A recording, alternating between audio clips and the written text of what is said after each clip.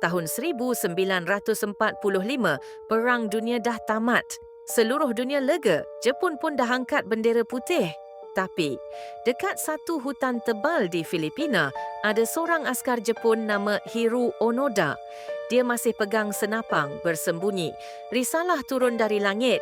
Dia kata propaganda, orang kampung datang pujuk. Dia ingat tu musuh. Apa-apa pun bagi dia, perang belum habis. 29 tahun bosku. Sampai tahun 1974, bekas komander dia sendiri kena datang cari. Nak bagi tahu, bro, perang dah lama habis.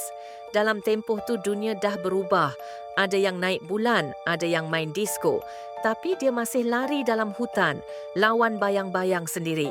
Yang paling lawak bukan dia seorang je, ramai manusia pun sama, masih perang dalam kepala sendiri dengan benda yang orang lain dah lama move on.